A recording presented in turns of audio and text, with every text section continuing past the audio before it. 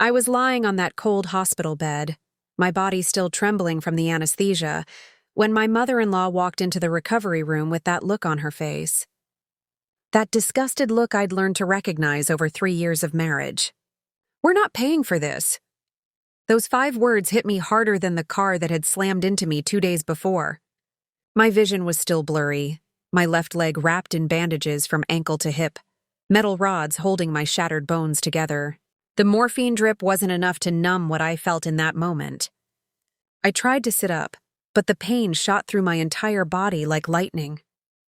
My husband, Marcus, stood behind his mother like a shadow. Silent. Always so damn silent when it mattered. "What?" I managed to whisper, my throat raw from the breathing tube they'd removed just hours ago. Linda, my mother-in-law, crossed her arms over her designer coat. The same coat she'd bragged cost more than my monthly salary as a kindergarten teacher. "You heard me, Melissa. $10,000 for what? A car accident that was probably your fault anyway?" "I was at a red light," I said, my voice breaking. A drunk driver hit me from behind. "The police report."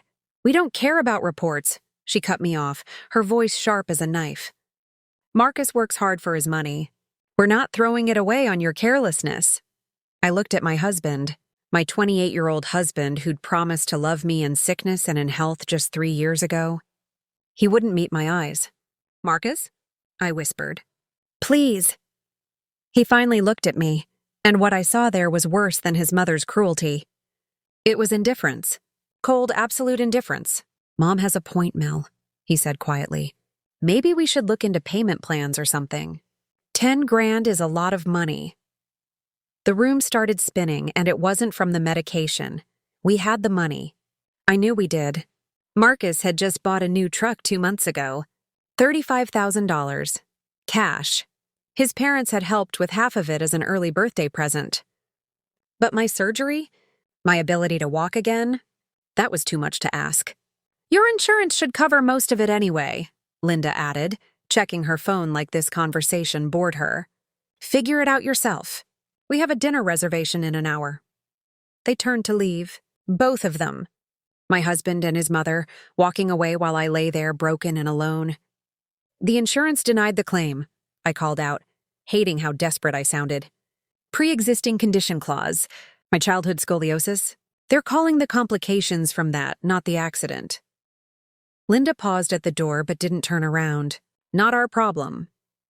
The door closed behind them with a soft click that echoed like a gunshot in my chest. I was 24 years old, lying in a hospital bed, unable to walk, with a $10,000 bill I couldn't pay, and a husband who'd just chosen his mother over me. Again. The tears came then, hot and bitter and full of 3 years of swallowed words. But I didn't know that in that moment, someone else had been listening. Someone who would change everything. The real nightmare was just beginning, and so was my salvation. The night nurse found me crying 2 hours later. Not the quiet, dignified tears you see in movies. The ugly kind. The kind where you can't breathe and your whole body shakes and you don't care who hears you. "Honey, you need to calm down," she said gently, checking my vitals. "Your blood pressure is through the roof." I couldn't speak. Couldn't explain that it wasn't just the pain in my leg. It was the pain of realizing I'd married a stranger. That I'd spent 3 years trying to win over a family that saw me as nothing more than an inconvenience. My phone buzzed on the side table. A text from Marcus. "Mom thinks you're being dramatic." Maybe she's right. "We'll talk when you get home." When I get home. To the apartment his parents owned. The apartment they held over our heads like a sword. The place I'd never felt welcome in, where Linda had a key and used it whenever she pleased. I deleted the message. Another buzz. This time from Linda herself. "Since you're clearly fine enough to cause problems, you're fine enough to figure this out alone." Marcus agrees. "Don't expect us at the hospital anymore." My hands were shaking so hard I almost dropped the phone. Fine enough? I couldn't even get up to use the bathroom by myself. I had a catheter, metal rods in my leg, and according to Dr. Patterson, I'd need at least 3 months of physical therapy to walk normally again. But I was being dramatic. The door opened again and I quickly wiped my face, expecting another nurse. Instead, an older man in an expensive suit walked in. Late 60s, maybe. Silver hair, kind eyes, and a leather briefcase that screamed money. "Mrs. Chen?" he asked, his voice warm but professional. "Yes," I croaked, confused. "I'm sorry, do I know you?" He smiled and pulled up the chair beside my bed. "No, but I know you. My name is Robert Mitchell. I'm an attorney." He paused, studying my face. "And I was in the hallway earlier when your family visited?" My stomach dropped. Oh, God. Had I broken some hospital policy? Were they going to sue me for something else now? "I heard everything your mother-in-law said to you." The words hung in the air between us. I felt my face burn with shame. A stranger, a complete stranger, had witnessed my humiliation. "I'm sorry you had to hear that," I whispered, looking away. "Don't apologize," he said firmly. "I'm not here to judge you, Mrs. Chen. I'm here because of something else entirely. Something your mother-in-law doesn't know about yet." I looked back at him, confused. "I don't understand." Robert leaned forward, his expression serious. "Do you remember the accident? The details of it?" "Some of it," I said slowly. "I was stopped at a red light on Montgomery Street, waiting to turn left. Then, impact. Everything went black for a while. When I woke up, I was here." "Do you remember what you did right before the impact?" I thought hard, pushing through the fog of pain medication. There was a little girl. She ran into the street. Her ball had rolled off the sidewalk. I saw the car coming, not the one that hit me, a different car. I honked, kept honking. The mother heard me and grabbed her daughter just in time. Robert's smile widened. "That little girl is my granddaughter, Emily. She's 7 years old. And you saved her life." The room tilted. I gripped the bed rail. "Your honking, your persistent honking, gave my daughter-in-law just enough time to react. The traffic camera caught everything. If you hadn't warned her, Emily would have been hit by that speeding car. Instead, you got hit from behind while you were stopped, trying to protect a child you didn't even know." Tears were streaming down my face again, but these felt different. "I've been looking for you for 2 days," Robert continued. "The police had your name but not your room number. Hospital privacy laws. But today I heard your mother-in-law say your name in the hallway, and I knew. I knew you were the angel who saved my granddaughter." "I'm not an angel," I whispered. Anyone would have done the same thing." "But you're the one who did it," he said quietly, "and now I hear that the people who should be taking care of you are abandoning you instead." "That ends today." He reached into his briefcase and pulled out a checkbook. An actual checkbook, the kind I'd only seen in movies. "What are you doing?" I asked, my heart pounding. "What should have been done the moment you woke up?" he said, writing quickly.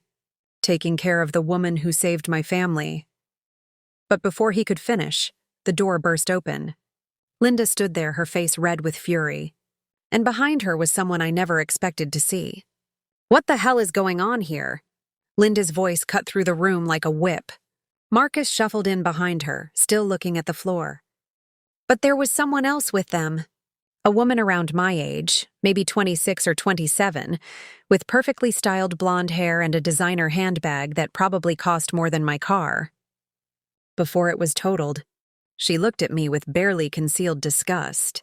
"Mrs. Chen," Robert said calmly, not even glancing at Linda, "I believe you have visitors." "Shall I continue?" "Who are you?" Linda demanded, stepping closer. "And why are you in my daughter-in-law's room?" "Your daughter-in-law?" Robert raised an eyebrow. "Interesting. Because 30 minutes ago in the hallway, you told her you weren't paying a dime for her surgery. That she should figure it out herself. Those were your exact words, weren't they?" Linda's face went pale, then red again. "That's a private family matter." "Nothing said in a hospital hallway is private," Robert replied smoothly. He turned back to me, his pen still hovering over the check. "Mrs. Chen, do you want these people here while we discuss your care?" I looked at Marcus. Really looked at him. He still wouldn't meet my eyes. The blonde woman had wrapped her hand around his arm possessively, and he wasn't pulling away. Something inside me cracked, then shattered, then reformed into something harder. "No," I said clearly. "I don't." "Melissa!" Linda gasped. "How dare you?" We came back to check on you. You came back because you saw an expensive car in the parking lot and got curious, I interrupted, my voice stronger than I'd heard it in years. I can see you through the window. You were watching, waiting. You always do. The blonde woman laughed. A sharp, cruel sound. Oh my God, Marcus, you were right. She is delusional. I looked at her. Really looked at her. I'm sorry, who are you? This is Amber. Marcus finally spoke, and there was something defensive in his voice. My business partner. She came to support me through this difficult time. Business partner. The words felt like another collision.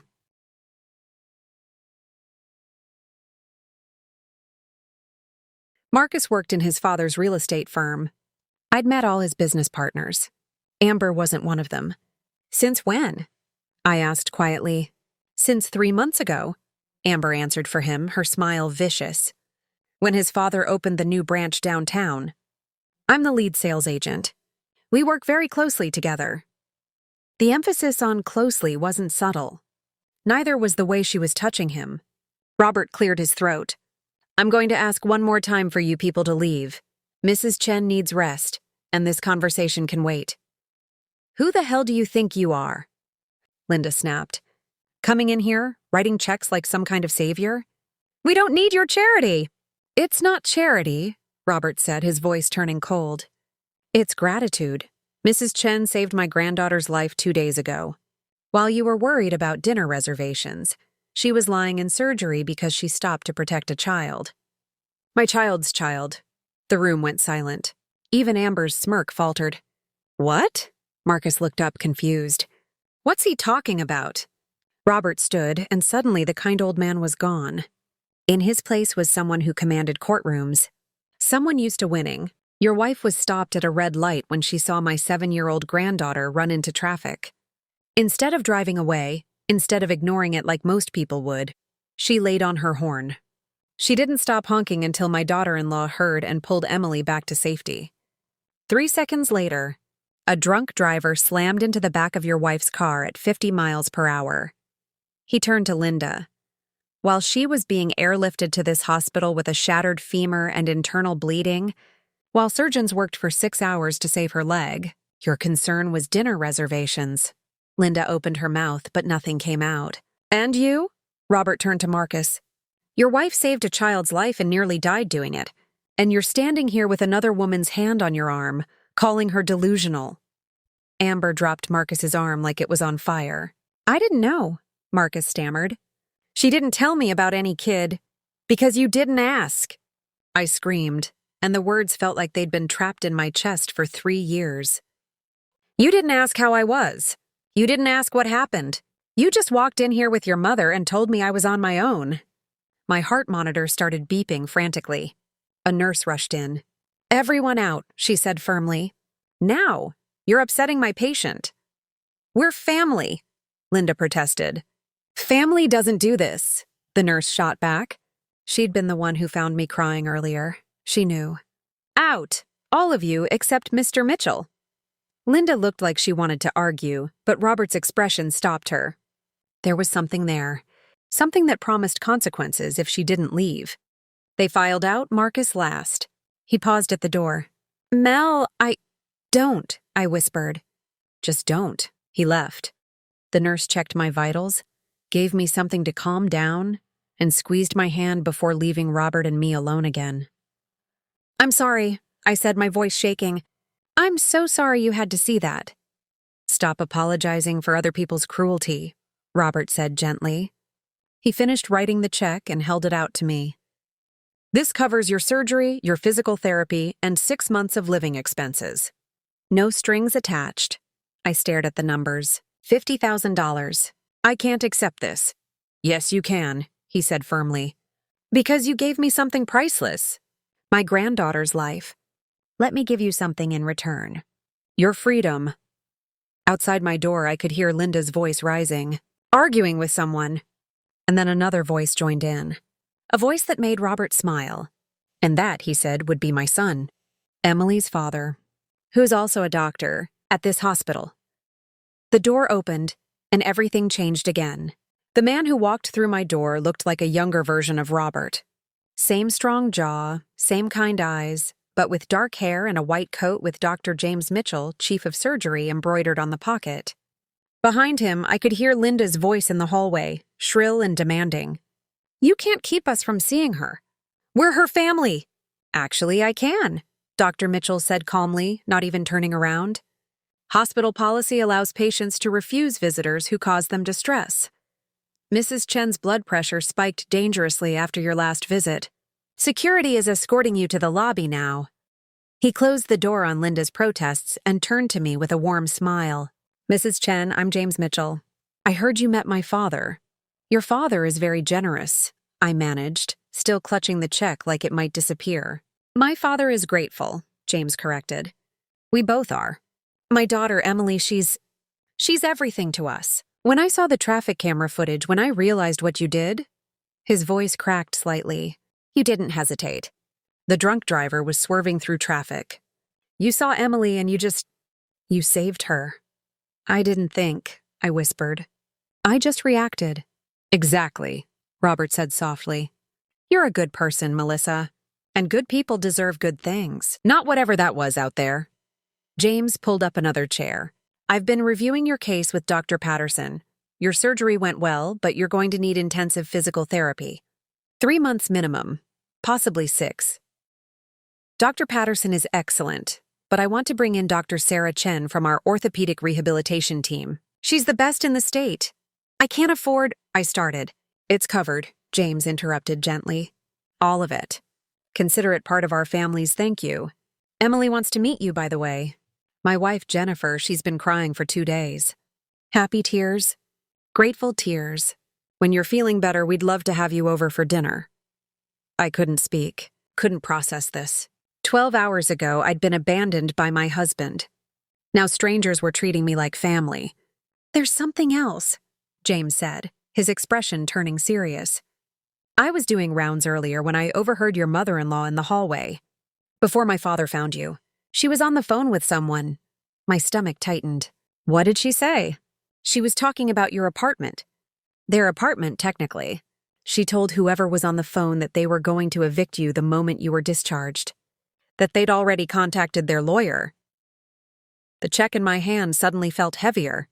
More important. "They can't do that," I said weakly. "Can they?" "I'm on the lease."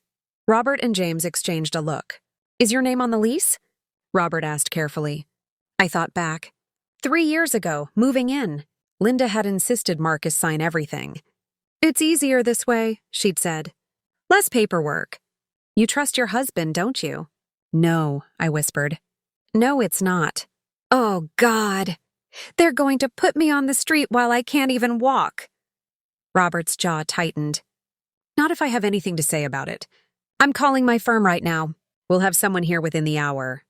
"But I can't afford a lawyer." "You're not paying," Robert said firmly. "Consider it part of the package. Nobody throws a hero onto the street. Not on my watch." There was a soft knock on the door. The night nurse poked her head in. "Mrs. Chen? There's someone else here to see you. She says she's your sister." My heart leaped. "Jade, let her in." My sister burst into the room like a hurricane. 26 years old, fierce and furious. She took one look at me and her eyes filled with tears. "Oh my God, Mel," she breathed, rushing to my bedside. "I've been trying to get here for 2 days. My flight was delayed, then canceled, then..." She stopped, noticing Robert and James. "Who are you?" I explained everything. The accident, Emily, the check, Marcus and Amber, Linda's threats. By the time I finished, Jade's face had gone from concerned to absolutely murderous. "That bastard!" she hissed. "That absolute bastard. I never liked him, Mel. Never. But you seemed happy, so I kept my mouth shut. I shouldn't have. I should have said something." "You did say something," I reminded her. "At the wedding. You asked me if I was sure." "I should have said more," Jade insisted. She turned to Robert. "Thank you. Thank you for being here when her actual family wasn't." "It's our honor," Robert said sincerely. Jade pulled out her phone. "I'm texting Mom and Dad. They're on that cruise, but they'll want to fly back." "No," I said quickly. "They've been planning that trip for 5 years. Don't ruin it." "I'm okay. I have you here now." You're not okay, Jade said bluntly, but you will be. I promise you that. She looked at Robert and James. What can I do? How can I help? Actually, James said slowly, there might be something. Do you know if your sister has any documentation? Text messages, emails, anything showing a pattern of behavior from her husband's family? Jade's eyes lit up. Oh, do I ever? Mel's been forwarding me Linda's insane texts for 3 years. I've got a whole folder called Monster-in-Law, the Evidence. I kept telling her to use it for something. Robert smiled. A shark's smile. Forward everything to my office.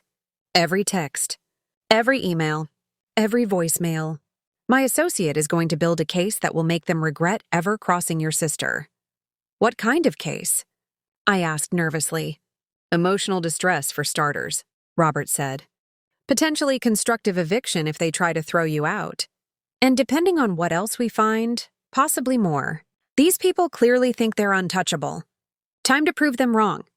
The door burst open again. No knock this time. Marcus stood there, breathing hard, his face flushed. Melissa, we need to talk. Now. Alone. Jade stood up, placing herself between my bed and my husband. You need to leave. Now. This is between me and my wife, Marcus said, his voice tight.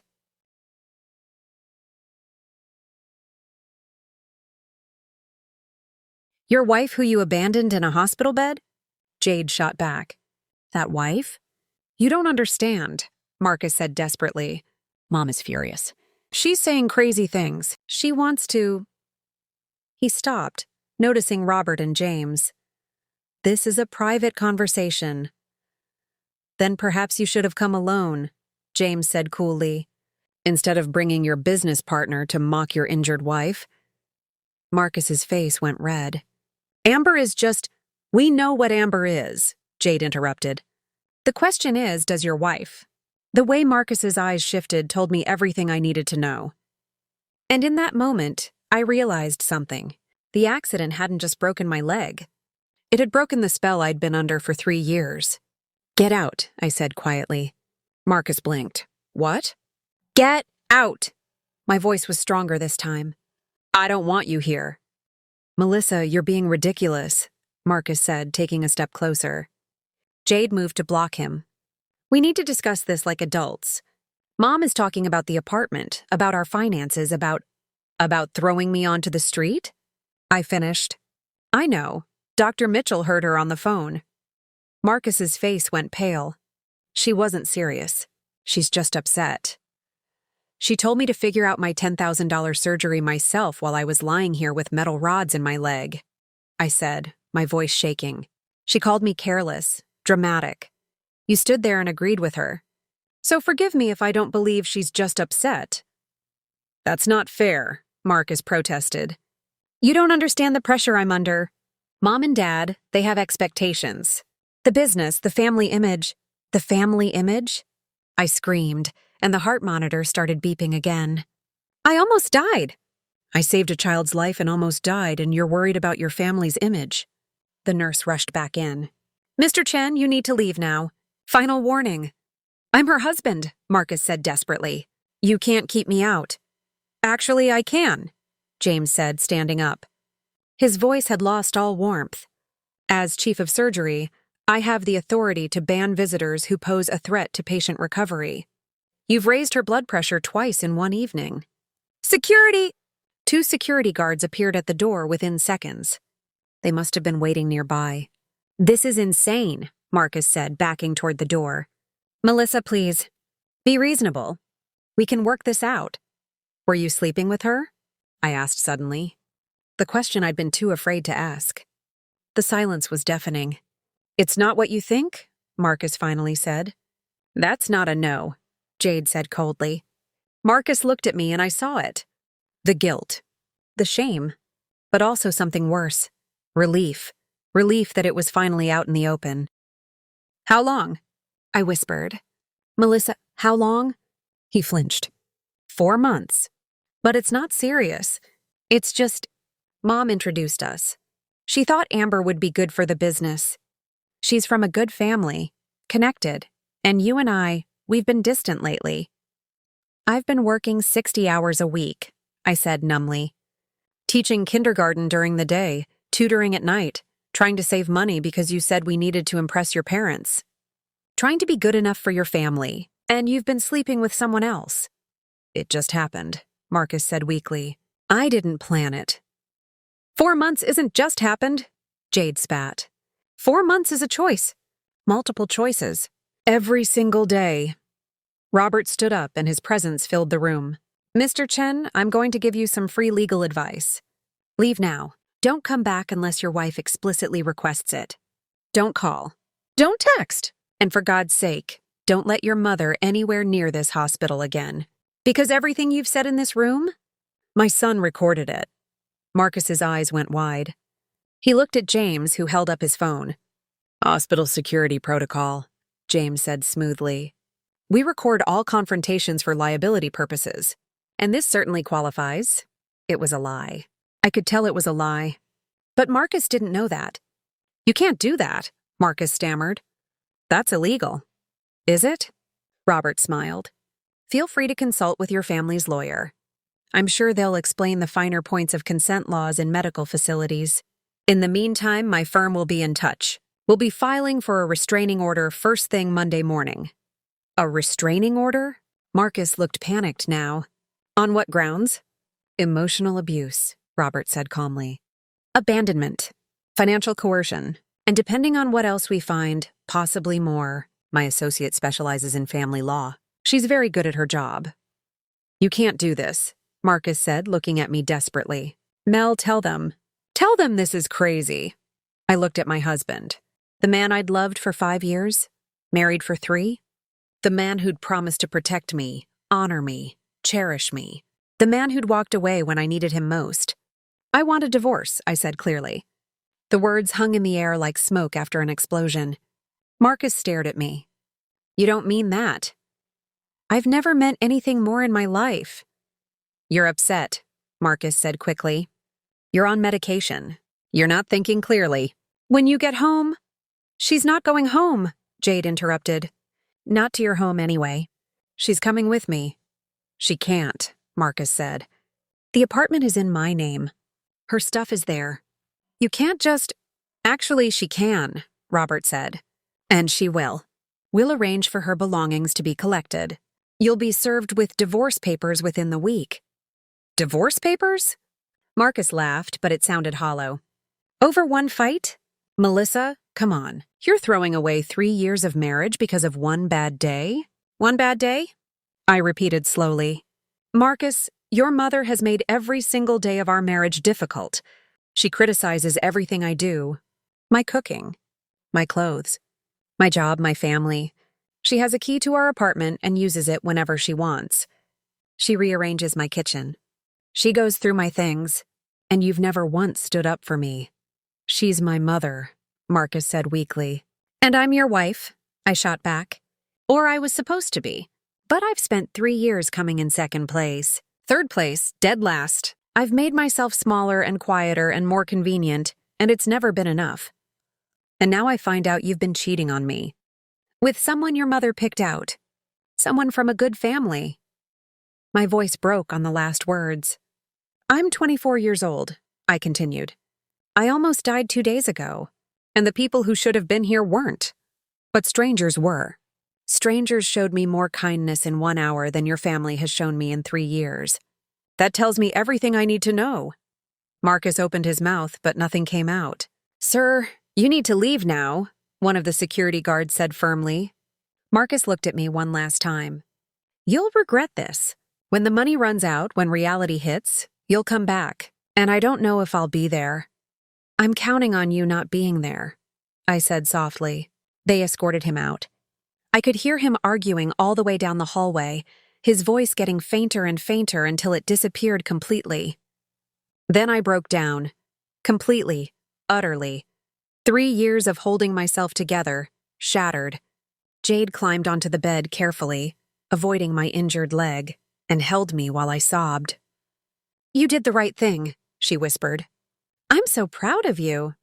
I'm so scared, I admitted. I know, but you're not alone.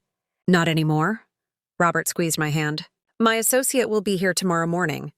Her name is Patricia Torres. She's going to take very good care of you. And in the meantime, rest. Heal. Let us handle the rest. But as they filed out and left me alone with Jade, I couldn't shake the feeling that this wasn't over. Marcus might have left, but Linda hadn't. And something told me the real war was just beginning. I barely slept that night. Every time I closed my eyes, I saw Marcus's face. The guilt. The relief. The casual way he'd admitted to 4 months of betrayal, like it was nothing more than forgetting to take out the trash. Jade had fallen asleep in the chair beside my bed, her hand still holding mine. My fierce little sister who'd always protected me, even when we were kids. Even when I didn't want to be protected. At 6 in the morning, my phone buzzed. A text from an unknown number. You think you're so smart? You think you can humiliate my son and get away with it? We'll see who ends up on the street, you little gold digger. Linda. It had to be. Another buzz. A photo this time. My clothes thrown into garbage bags on the sidewalk outside the apartment building. My books, my photo albums, everything I owned, discarded like trash. Consider yourself evicted. You have 24 hours to collect your things before they go to the dump. My hands were shaking so hard I almost dropped the phone. Jade woke up immediately. What's wrong? She grabbed the phone, read the messages, and her face went dark red. That absolute... She threw everything out, I whispered. Everything. My grandmother's quilt. My parents' wedding album they gave me. My teaching materials. 3 years of my life just... gone. No, Jade said firmly. Not gone. We're going to get it. Right now. I can't walk, I reminded her, gesturing to my leg. Then I'll go. Give me the address. I'm getting your stuff before that witch can touch anything else. There was a knock on the door. A woman in her 50s walked in, wearing an expensive suit and carrying a briefcase that matched Robert's. Her dark hair was pulled back in a neat bun, and her eyes were sharp and intelligent. Mrs. Chen? I'm Patricia Torres, Robert Mitchell's associate. I understand we have a situation. Jade showed her the texts and photos. Patricia's expression didn't change, but something dangerous flickered in her eyes. Illegal eviction, she said immediately. Destruction of property.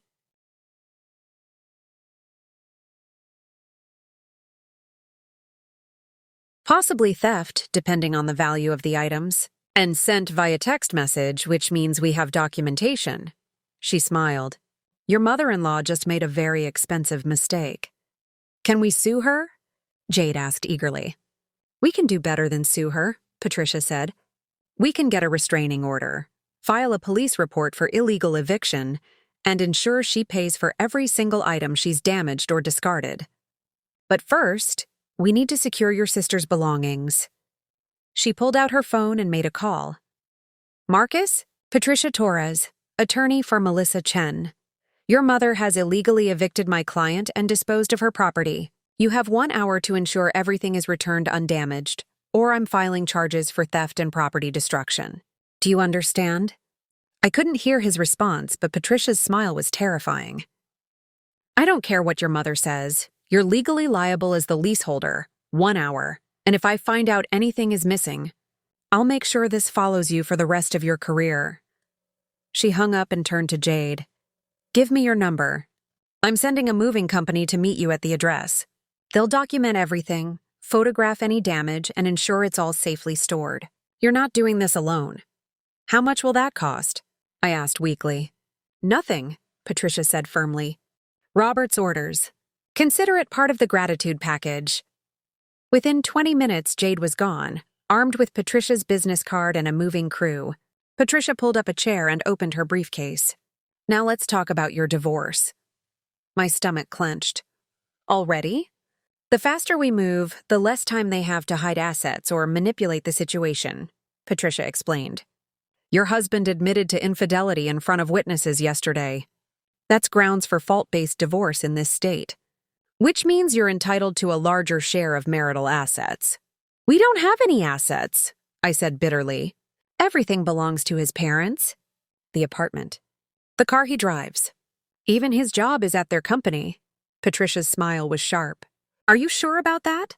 Because I pulled some preliminary records last night. Did you know your husband has a personal investment account worth approximately $200,000? My jaw dropped. What?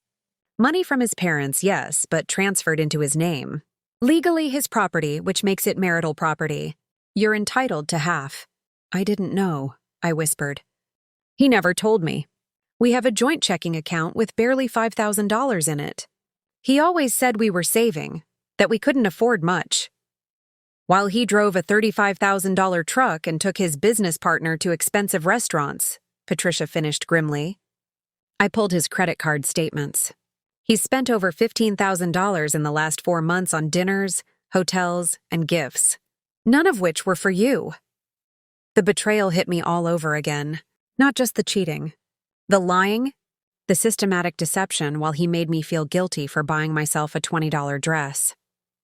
I want everything documented, I said, and my voice came out harder than I expected. Every lie, every dollar he spent on her, every text. I want it all. Patricia nodded approvingly. That's the spirit. We're going to make sure you get everything you're entitled to. And Mrs. Chen? Between you and me, I've been doing this for 25 years. Your husband and his family think they're untouchable because they have money. They're wrong. Money makes you comfortable. It doesn't make you smart. And they've been very, very stupid. She pulled out a stack of papers. I need you to sign these. Temporary restraining order against both Marcus and Linda Chen. They can't contact you, approach you, or dispose of any more of your property. If they violate it, they'll be arrested. I signed everything with shaking hands. What happens now? I asked. Now we wait for them to make their next mistake, Patricia said. And trust me, they will. People like this always do. They're used to bullying people into submission. When they realize you're not backing down, they'll escalate. And when they do, we'll be ready. My phone buzzed again. Another unknown number. You're making a big mistake. My family has lawyers. Real lawyers. You think some stranger is going to save you? You're nothing. You'll always be nothing. Marcus deserves better than a kindergarten teacher who can't even drive without getting into accidents. I showed Patricia the text. She photographed it immediately. Harassment. Document everything. Every text, every call, every threat. They're building our case for us. There was a commotion in the hallway. Raised voices. Linda's voice. I have a right to see my daughter-in-law. You can't keep me out! Ma'am, there's a restraining order, a security guard said firmly. If you don't leave, we'll call the police. A restraining order? That's ridiculous. I'm family! Patricia stood up and opened the door. Linda stood there, her face flushed with rage, designer purse clutched like a weapon. 2 security guards flanked her. Mrs. Linda Chen? Patricia said coolly. Who are you? Patricia Torres, attorney for Melissa Chen. You've just violated a temporary restraining order. These officers are witnesses. You now have 2 choices. Leave immediately or be arrested for contempt of court. Which would you prefer? Linda's mouth opened and closed like a fish. This is absurd. I just want to talk to her, and she doesn't want to talk to you, Patricia said. As is her legal right, especially after you illegally evicted her and destroyed her property. Both of which, by the way, are criminal offenses. I didn't destroy anything, Linda snapped. I simply removed her belongings from my property. By throwing them on the street in garbage bags? Patricia pulled out her phone, showing the photos Jade had sent. That's destruction of property, Mrs. Chen, and since several items have significant monetary and sentimental value, we're looking at felony charges. Linda's face went white. You can't prove I did that. You texted your daughter-in-law from your phone number 30 minutes ago, taking credit for it, Patricia said pleasantly. So yes, actually I can prove it. Would you like to keep talking? Because everything you say right now can and will be used against you in court. Linda looked past Patricia, her eyes finding me in the bed. The hatred there was pure and visceral. You'll regret this, she hissed. All of it. My family will destroy you. No, I said quietly, and I was surprised by how calm my voice sounded. You already tried that, and I'm still here. Patricia nodded to the security guards. Please escort Mrs. Chen out. If she returns, call the police immediately. They led Linda away, her protests echoing down the hallway. Patricia closed the door and turned to me. "How are you feeling?" "Terrified," I admitted. "But also something else. Something I haven't felt in 3 years." "What's that?" "Free." 2 days later, I was finally being discharged. Dr. Patterson had cleared me for outpatient physical therapy, and Jade had found us a small, furnished apartment across town. Away from Marcus, away from Linda, away from everything. Robert and James came to say goodbye before I left. Emily was with them. She was tiny, 7 years old with dark pigtails and huge brown eyes. When she saw me in the wheelchair, she burst into tears. "I'm so sorry," she sobbed. "Daddy said you got hurt because of me." My heart broke. "No, sweetheart. Not because of you. I got hurt because a bad man was driving when he shouldn't have been. You didn't do anything wrong. But if I hadn't run into the street, then I wouldn't have met your wonderful family," I said gently. "And I needed to meet them. More than you know." Emily climbed carefully onto my lap, avoiding my injured leg. She wrapped her small arms around my neck. "Thank you for saving me," she whispered. "Mommy says you're a hero." "I'm not a hero," I said.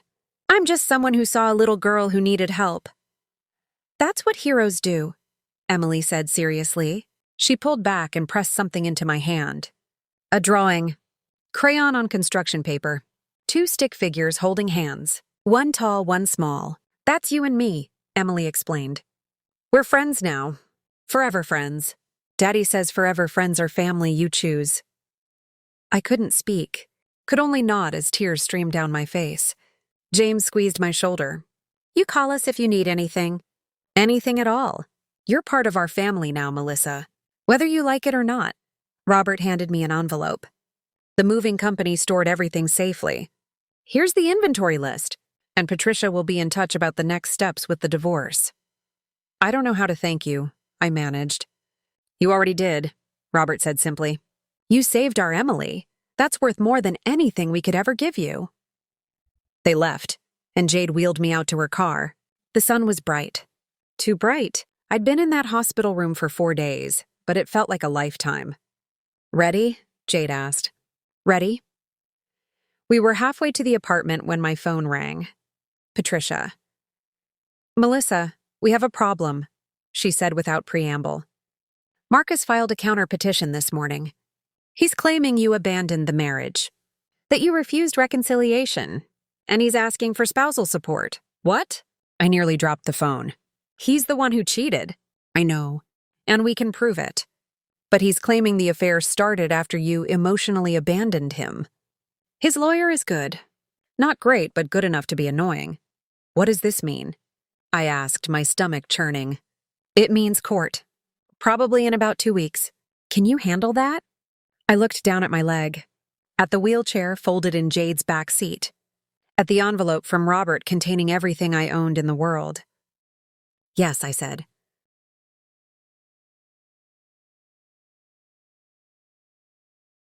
"I can handle it."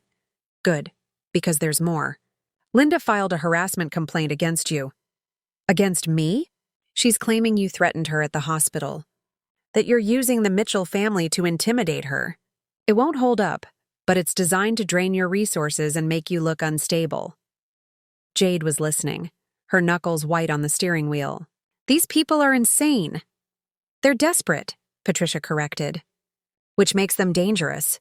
Melissa, I need you to be very careful. Don't respond to any texts or calls from them. Don't engage. Let me handle everything." "Okay," I whispered. "And one more thing. The good news. I found something interesting in Marcus's financial records. His father's company? It's not doing as well as they pretend. They're about 6 months from bankruptcy. That apartment they held over your head? It's mortgaged to the hilt. The truck Marcus drives? Leased. Everything is smoke and mirrors. So they're broke? Not broke, but not nearly as wealthy as they want people to believe. Which explains why they're fighting so hard. They can't afford to lose. But here's the thing. Neither can they afford to keep fighting. Court costs money. Real money. And every day this drags on costs them more. A plan was forming. I could hear it in Patricia's voice. "What are you thinking?" I asked. I'm thinking we let them dig their own graves, Patricia said. We document everything. Every violation. Every threat. Every lie. And then we bury them with it. After I hung up, Jade looked at me. You okay? No, I admitted. But I will be. We pulled up to the new apartment. Small, simple. Nothing like the place I'd shared with Marcus. But it was mine. And for the first time in 3 years, that was enough. The court date arrived faster than I expected. 2 weeks of physical therapy, of learning to walk with crutches, of piecing my life back together one painful step at a time. Patricia met me outside the courthouse. Ready? No, I said honestly. But let's do this anyway. Marcus was already inside with his lawyer, a sharp-looking man in an expensive suit. Linda sat behind them, looking smug. Amber was there too, sitting 3 rows back, trying to look invisible. When Marcus saw me hobble in on crutches, something flickered across his face. Guilt, maybe, or just annoyance that I looked as broken as I felt. The judge was a woman in her 60s with steel gray hair and eyes that missed nothing. Judge Morrison? Patricia had said she was fair but tough. We're here regarding the dissolution of marriage between Marcus Chen and Melissa Chen, Judge Morrison said. I've reviewed both petitions. Mr. Chen, your attorney may proceed. Marcus's lawyer stood. Your Honor, my client is seeking an amicable divorce with equitable distribution of assets. However, Mrs. Chen has refused all attempts at reconciliation and has filed a restraining order against my client's elderly mother without just cause. Elderly? Patricia stood up. Mrs. Linda Chen is 58 years old, in perfect health, and sent threatening text messages to my client while she was hospitalized. Hardly elderly or helpless. Your Honor, Marcus's lawyer continued, my client's mother was simply trying to retrieve property from an apartment she owns. By throwing it on the street in garbage bags? Patricia interrupted. We have photographs, text messages, and witness statements from the moving company who documented significant damage to my client's belongings. Judge Morrison held up her hand. I'll hear arguments in order. Ms. Torres, you'll have your turn. But she was looking at Marcus now, her expression thoughtful. Mr. Chen, you're requesting spousal support? Marcus nodded. Yes, Your Honor. My wife has been unreasonable throughout this process. I've tried to reconcile, but she's been influenced by outside parties. Outside parties? Judge Morrison repeated. Meaning? The Mitchell family, Marcus's lawyer said. They've inserted themselves into this marriage, providing Mrs. Chen with expensive legal representation and financial support, all while poisoning her against my client. The Mitchell family saved my life when my husband abandoned me in a hospital. I couldn't help it. The words burst out of me. Judge Morrison's eyes snapped to me. Mrs. Chen, you'll have your chance to speak. I apologize, Your Honor, Patricia said smoothly. But let me clarify. The Mitchell family became involved because Mrs. Chen saved their 7-year-old granddaughter from being hit by a car. In the process, Mrs. Chen was struck by a drunk driver and sustained catastrophic injuries. While she was in surgery, Mr. Chen and his mother visited her hospital room and refused to help pay for her medical expenses. She pulled out a folder. I have the hospital security footage, Your Honor, with audio. Would you like to see it? Marcus's face went pale. His lawyer looked surprised. Your Honor, hospital recordings without consent were obtained legally as part of a security incident, Patricia said. Mrs. Chen's blood pressure spiked dangerously after Mr. Chen's visit. The hospital documented everything. Judge Morrison leaned forward. Play it. The courtroom screen lit up. There I was, broken and small in that hospital bed. And there was Marcus, standing with his mother, saying those words. Maybe we should look into payment plans or something. 10 grand is a lot of money. Linda's voice, cold and dismissive. We're not throwing money away on your carelessness. The judge's expression hardened as she watched. When it got to the part about Amber, to Marcus admitting the affair, Linda shifted uncomfortably in her seat. 4 months, Marcus's voice echoed through the courtroom. But it's not serious. Judge Morrison stopped the video. The silence was deafening. Mr. Chen, she said slowly, You admitted to a 4-month affair on this recording? Marcus's lawyer stood quickly. Your Honor, my client was under duress. His wife was being manipulated. His wife was in a hospital bed with a shattered femur, Judge Morrison said coldly. And he brought his mistress to mock her. Counselor, I suggest you reconsider your strategy. Patricia stood. Your Honor, we have additional evidence. Financial records showing Mr. Chen spent over $15,000 on his affair while telling his wife they couldn't afford basic expenses.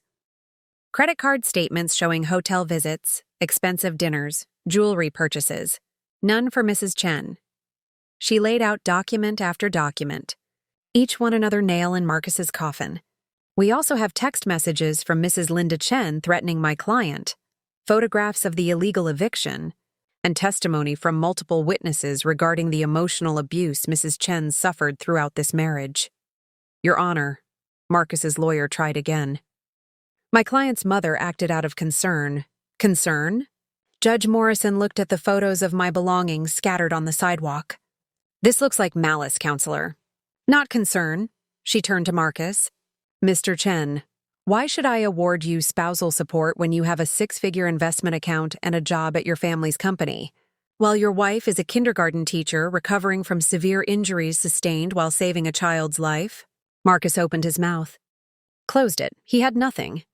Your Honor, Patricia said quietly. My client isn't seeking to destroy Mr. Chen. She simply wants what's fair. Half of the marital investment account, her personal belongings with compensation for damaged items, and full dissolution of the marriage with no contact from the Chen family going forward. That's highway robbery, Linda shouted from her seat. Judge Morrison's gaze could have frozen fire. Ma'am, you'll be silent or be removed from my courtroom. She looked back at the lawyers. Here's what's going to happen. Mr. Chen will pay Mrs. Chen $100,000 from his investment account, half, plus damages for the destroyed property and emotional distress. The marriage is dissolved immediately. Both parties will maintain a no-contact order. Mrs. Linda Chen is specifically barred from contacting Mrs. Chen under penalty of contempt. Marcus's lawyer stood. Your Honor, that's excessive. Counselor, your client committed adultery, abandoned his wife when she was critically injured, and his mother illegally evicted her and destroyed her property. If anything, I'm being generous to your client. My ruling stands. The gavel came down like thunder. It was over. I'd won. Marcus sat frozen, staring at nothing. Linda was already on her phone, probably calling their real lawyer. Amber had disappeared.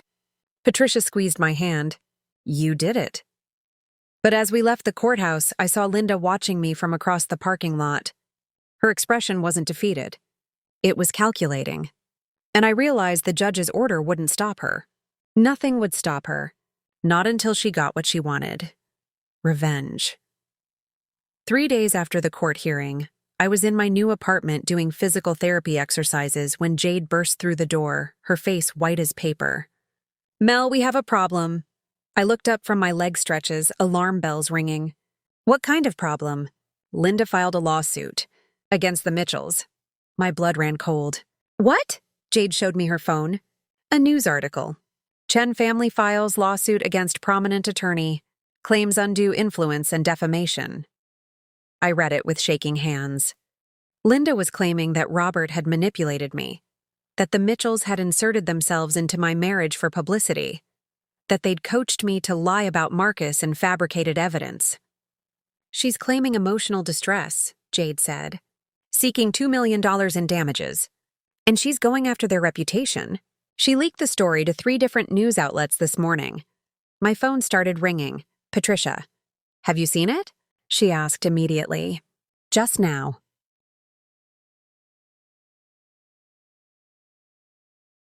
I can handle it. Good, because there's more. Linda filed a harassment complaint against you. Against me? She's claiming you threatened her at the hospital. That you're using the Mitchell family to intimidate her. It won't hold up, but it's designed to drain your resources and make you look unstable. Jade was listening, her knuckles white on the steering wheel. These people are insane. They're desperate, Patricia corrected. Which makes them dangerous. Melissa, I need you to be very careful. Don't respond to any texts or calls from them. Don't engage. Let me handle everything. Okay, I whispered. And one more thing. The good news. I found something interesting in Marcus's financial records. His father's company? It's not doing as well as they pretend. They're about 6 months from bankruptcy. That apartment they held over your head? It's mortgaged to the hilt. The truck Marcus drives? Leased. Everything is smoke and mirrors. So they're broke? Not broke, but not nearly as wealthy as they want people to believe. Which explains why they're fighting so hard. They can't afford to lose. But here's the thing. Neither can they afford to keep fighting. Court costs money. Real money. And every day this drags on costs them more. A plan was forming. I could hear it in Patricia's voice. What are you thinking? I asked. I'm thinking we let them dig their own graves, Patricia said. We document everything. Every violation. Every threat. Every lie. And then we bury them with it. After I hung up, Jade looked at me. You okay? No, I admitted. But I will be. We pulled up to the new apartment. Small, simple. Nothing like the place I'd shared with Marcus. But it was mine. And for the first time in 3 years, that was enough. The court date arrived faster than I expected.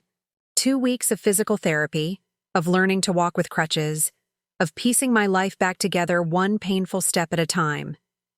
Patricia met me outside the courthouse. Ready? No, I said honestly. But let's do this anyway. Marcus was already inside with his lawyer, a sharp-looking man in an expensive suit. Linda sat behind them, looking smug. Amber was there too, sitting 3 rows back, trying to look invisible. When Marcus saw me hobble in on crutches, something flickered across his face. Guilt, maybe, or just annoyance that I looked as broken as I felt. The judge was a woman in her 60s with steel-gray hair and eyes that missed nothing. Judge Morrison? Patricia had said she was fair but tough. We're here regarding the dissolution of marriage between Marcus Chen and Melissa Chen, Judge Morrison said. I've reviewed both petitions. Mr. Chen, your attorney may proceed. Marcus's lawyer stood. Your Honor, my client is seeking an amicable divorce with equitable distribution of assets. However, Mrs. Chen has refused all attempts at reconciliation and has filed a restraining order against my client's elderly mother without just cause. Elderly? Patricia stood up. Mrs. Linda Chen is 58 years old, in perfect health, and sent threatening text messages to my client while she was hospitalized. Hardly elderly or helpless. Your Honor, Marcus's lawyer continued, my client's mother was simply trying to retrieve property from an apartment she owns. By throwing it on the street in garbage bags? Patricia interrupted. We have photographs, text messages, and witness statements from the moving company who documented significant damage to my client's belongings. Judge Morrison held up her hand. I'll hear arguments in order. Ms. Torres, you'll have your turn. But she was looking at Marcus now, her expression thoughtful. Mr. Chen, you're requesting spousal support? Marcus nodded. Yes, Your Honor. My wife has been unreasonable throughout this process. I've tried to reconcile, but she's been influenced by outside parties. Outside parties? Judge Morrison repeated. Meaning? The Mitchell family, Marcus's lawyer said. They've inserted themselves into this marriage, providing Mrs. Chen with expensive legal representation and financial support, all while poisoning her against my client. The Mitchell family saved my life when my husband abandoned me in a hospital. I couldn't help it. The words burst out of me. Judge Morrison's eyes snapped to me. Mrs. Chen, you'll have your chance to speak. I apologize, Your Honor, Patricia said smoothly. But let me clarify. The Mitchell family became involved because Mrs. Chen saved their 7-year-old granddaughter from being hit by a car. In the process, Mrs. Chen was struck by a drunk driver and sustained catastrophic injuries. While she was in surgery, Mr. Chen and his mother visited her hospital room and refused to help pay for her medical expenses. She pulled out a folder. I have the hospital security footage, Your Honor, with audio. Would you like to see it? Marcus's face went pale. His lawyer looked surprised. Your Honor, hospital recordings without consent were obtained legally as part of a security incident, Patricia said. Mrs. Chen's blood pressure spiked dangerously after Mr. Chen's visit. The hospital documented everything. Judge Morrison leaned forward. "Play it." The courtroom screen lit up. There I was, broken and small in that hospital bed. And there was Marcus, standing with his mother, saying those words. "Maybe we should look into payment plans or something. 10 grand is a lot of money." Linda's voice, cold and dismissive. "We're not throwing money away on your carelessness." The judge's expression hardened as she watched. When it got to the part about Amber, to Marcus admitting the affair, Linda shifted uncomfortably in her seat. 4 months, Marcus's voice echoed through the courtroom. "But it's not serious." Judge Morrison stopped the video. The silence was deafening. "Mr. Chen," she said slowly, "you admitted to a 4-month affair on this recording?" Marcus's lawyer stood quickly. "Your Honor, my client was under duress. His wife was being manipulated." "His wife was in a hospital bed with a shattered femur," Judge Morrison said coldly. "And he brought his mistress to mock her. Counselor, I suggest you reconsider your strategy." Patricia stood. "Your Honor, we have additional evidence. Financial records showing Mr. Chen spent over $15,000 on his affair while telling his wife they couldn't afford basic expenses. Credit card statements showing hotel visits, expensive dinners, jewelry purchases. None for Mrs. Chen." She laid out document after document, each one another nail in Marcus's coffin. "We also have text messages from Mrs. Linda Chen threatening my client, photographs of the illegal eviction, and testimony from multiple witnesses regarding the emotional abuse Mrs. Chen suffered throughout this marriage." "Your Honor," Marcus's lawyer tried again. "My client's mother acted out of concern." "Concern?" Judge Morrison looked at the photos of my belongings scattered on the sidewalk. "This looks like malice, Counselor." "Not concern." She turned to Marcus. "Mr. Chen, why should I award you spousal support when you have a 6-figure investment account and a job at your family's company, while your wife is a kindergarten teacher recovering from severe injuries sustained while saving a child's life?" Marcus opened his mouth. Closed it. He had nothing. "Your Honor," Patricia said quietly, "my client isn't seeking to destroy Mr. Chen. She simply wants what's fair. Half of the marital investment account, her personal belongings with compensation for damaged items, and full dissolution of the marriage with no contact from the Chen family going forward." "That's highway robbery," Linda shouted from her seat. Judge Morrison's gaze could have frozen fire. "Ma'am, you'll be silent or be removed from my courtroom." She looked back at the lawyers. "Here's what's going to happen. Mr. Chen will pay Mrs. Chen $100,000 from his investment account, half, plus damages for the destroyed property and emotional distress. The marriage is dissolved immediately. Both parties will maintain a no-contact order. Mrs. Linda Chen is specifically barred from contacting Mrs. Chen under penalty of contempt." Marcus's lawyer stood. "Your Honor, that's excessive." "Counselor, your client committed adultery, abandoned his wife when she was critically injured, and his mother illegally evicted her and destroyed her property. If anything, I'm being generous to your client. My ruling stands." The gavel came down like thunder. It was over. I'd won. Marcus sat frozen, staring at nothing. Linda was already on her phone, probably calling their real lawyer. Amber had disappeared. Patricia squeezed my hand. "You did it." But as we left the courthouse, I saw Linda watching me from across the parking lot. Her expression wasn't defeated. It was calculating. And I realized the judge's order wouldn't stop her. Nothing would stop her. Not until she got what she wanted. Revenge. 3 days after the court hearing, I was in my new apartment doing physical therapy exercises when Jade burst through the door, her face white as paper. "Mel, we have a problem." I looked up from my leg stretches, alarm bells ringing. "What kind of problem?" "Linda filed a lawsuit against the Mitchells." My blood ran cold. "What?" Jade showed me her phone. "A news article. Chen family files lawsuit against prominent attorney, claims undue influence and defamation." I read it with shaking hands. Linda was claiming that Robert had manipulated me, that the Mitchells had inserted themselves into my marriage for publicity, that they'd coached me to lie about Marcus and fabricated evidence. "She's claiming emotional distress," Jade said. seeking $2 million in damages. And she's going after their reputation. She leaked the story to 3 different news outlets this morning. My phone started ringing. Patricia. Have you seen it? She asked immediately. Just now.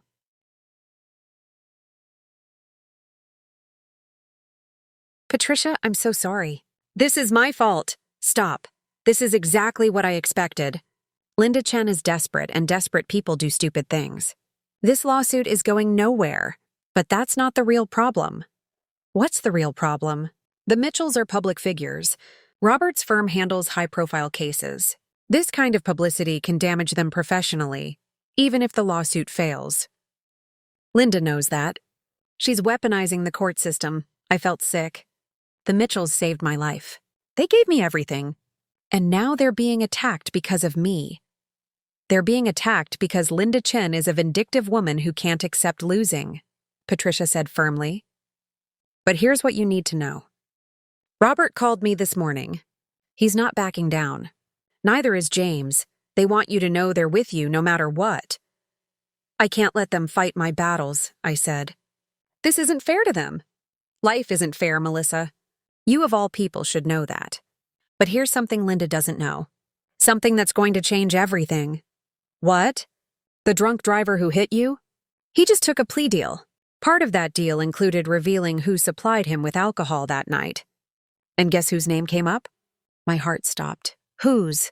Marcus Chen's business partner. Blake Harrington.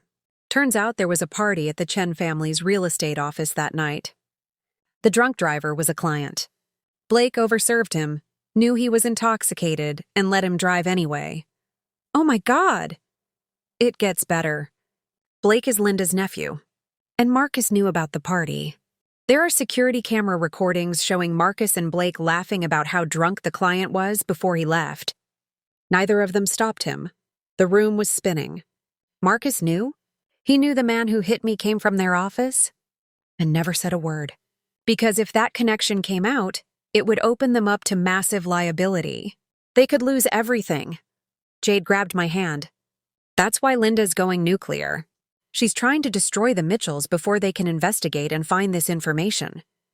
But we already found it, Patricia said. And tomorrow morning, I'm filing a motion to include this evidence in your divorce case. Marcus and his family aren't just morally responsible for what happened to you. They're legally responsible. I couldn't speak. Couldn't process it. There's more, Patricia continued. I pulled permits for that office party. It wasn't authorized. They served alcohol without a license. Blake has a history of DUIs that the family covered up. And the client who hit you? He's willing to testify that Marcus personally handed him his car keys and told him to sleep it off in the car. But he didn't sleep it off, I whispered. He drove, and he hit me. Exactly.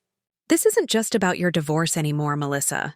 This is criminal negligence, possibly even conspiracy to cover up a crime. The district attorney is getting involved. My phone buzzed. A text from an unknown number. You think you've won? You've destroyed my family, my son's reputation, everything we built. I will make you pay for this. I will make sure everyone knows what you really are. Another text. A photo. Me and Robert in the hospital, his hand on my shoulder. The angle made it look intimate. Wrong. She's going to claim we're having an affair, I said numbly. She's going to try to make this about something dirty. Let her try, Patricia said. Robert's 67 years old, happily married for 40 years, and a grandfather. You're 24, recovering from injuries and saved his granddaughter's life. Nobody's going to believe that narrative. But I wasn't so sure. People believed what they wanted to believe. And Linda was good at controlling narratives. What do? I asked. Nothing. You stay silent. You heal. You let me handle this, and tomorrow we hold a press conference. Robert, James, and you. We tell the truth. All of it. The drunk driver. The cover-up. Emily's rescue. Everything. I can't do a press conference, I said, panic rising. I can't talk in front of cameras. You can, Jade said firmly, because Linda is counting on you staying quiet. She thinks you're weak. She thinks you'll hide. Prove her wrong. There was a knock at the door. Jade looked through the peephole and froze. It's Marcus, she whispered. Don't open it, I said immediately. The restraining order. I'm not here to cause trouble, Marcus called through the door. Please, Mel, I need to talk to you. Alone. It's important. Patricia was still on the phone. Do not open that door. If he violates the restraining order, call the police immediately. But something in Marcus's voice was different. Not angry. Not defensive. Afraid. Please, he said again. My mother. She's planning something. Something bad. You need to know. Jade looked at me. I looked at the door. And I realized that whatever happened next would determine everything. I made a decision that would have terrified me 3 weeks ago. Open the door, I told Jade, but stay in the room. And keep Patricia on speaker. Jade unlocked the door slowly. Marcus stood there and he looked terrible. Unshaven. Dark circles under his eyes. His expensive clothes wrinkled. Thank you, he said quietly, stepping inside but staying near the door.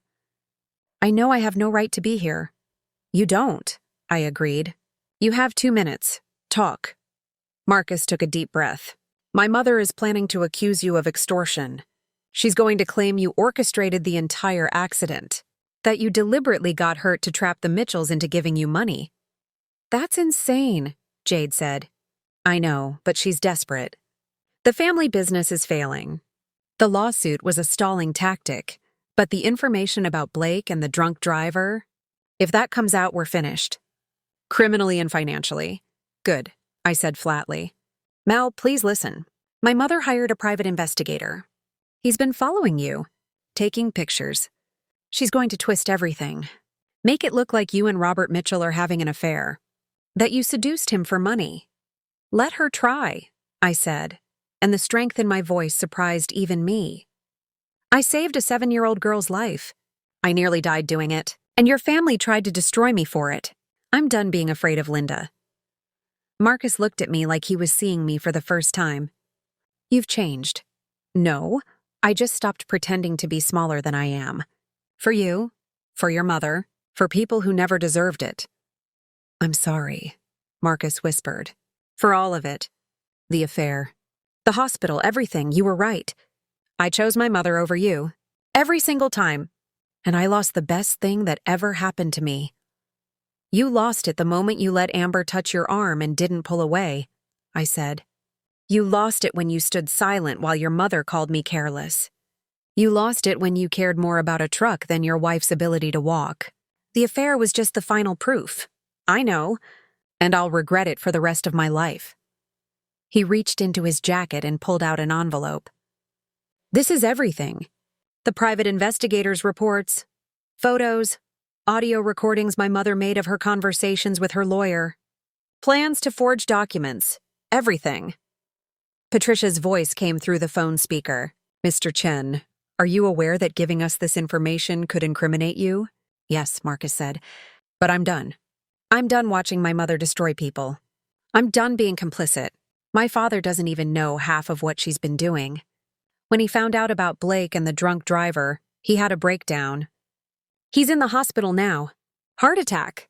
I felt a flicker of sympathy. Just a flicker. I'm sorry about your father. He asked me to give you this too. Marcus pulled out another envelope. A handwritten letter. He wanted you to know he never approved of how you were treated. That he's ashamed of our family. I took the letter but didn't open it. Not yet. What happens now? Marcus asked. Now you leave, Patricia said firmly. You've violated the restraining order, even with good intentions. But given the information you've provided, I won't press charges. This time, Marcus nodded. He looked at me one last time. I hope you find someone who deserves you, Mel. Someone who fights for you the way I should have. I already did, I said softly. I found myself. After he left, I opened his father's letter. It was short. Dear Melissa, I failed you. I raised a son who doesn't know how to stand up for what's right. And I married a woman whose cruelty I enabled through silence. You saved a child's life while my family tried to destroy yours. I'm using what's left of my strength to make this right. The business will be liquidated. Half of everything will go to you as compensation. It's not enough. It will never be enough. But it's all I have left to give. Thank you for showing me what real courage looks like. Richard Chen. The press conference the next morning was terrifying and liberating at once. Robert stood on one side of me, James on the other. Emily held my hand. Patricia read a statement. The truth, all of it. The accident. The rescue. The abandonment. The cover-up. Blake's involvement. Marcus's knowledge. Linda's threats. Reporters shouted questions. Cameras flashed. But I stood straight, using my crutches, and told my story in my own words. I'm not a victim, I said clearly.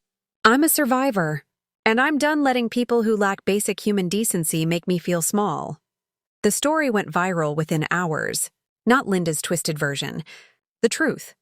By evening, Blake had been arrested. Linda was under investigation. Marcus had filed for separation from his mother's influence and entered therapy. And me? I was sitting in the Mitchells' living room, eating pizza with Emily, learning that family isn't always the one you're born into.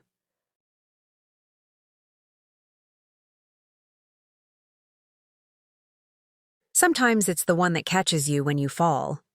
2 months later, I walked into my new kindergarten classroom without crutches. The kids cheered. One little girl raised her hand. Miss Melissa, were you scared? When you got hurt? I thought about it. Really thought about it. Yes, I said honestly. I was terrified. But being scared doesn't mean you're weak. It means you're brave enough to keep going anyway. That night, I got a text from an unknown number. My heart jumped, thinking it was Linda. But it wasn't. Hi, Miss Melissa. It's Emily. Daddy helped me get a phone. Want to come to my birthday party? We're having cake. Your forever friend, I smiled. Typed back, I wouldn't miss it for the world. The money from Richard's settlement sat in my account. More than I'd ever dreamed of having. Patricia suggested I use some of it to start a foundation. For children's safety programs. For people escaping abusive families. For people who needed someone to honk the horn when they were in danger. I still have nightmares sometimes. Still feel the impact. Still wake up thinking I'm back in that hospital bed. But then I remember Linda's face when the judge's gavel came down. Marcus's face when he finally understood what he'd lost. Amber's face when she realized she'd won a coward. And I remember Robert's words. You gave me something priceless. Let me give you your freedom. Freedom isn't just about money or independence. It's about refusing to be small for people who don't deserve your largeness. It's about honking the horn, even when it costs you everything. Because some things, some people, are worth the collision. My name is Melissa Chen. I'm 24 years old. I saved a child's life, lost a marriage, and found myself. And if I had to do it all over again, I wouldn't change a single thing. Except maybe I'd honk louder,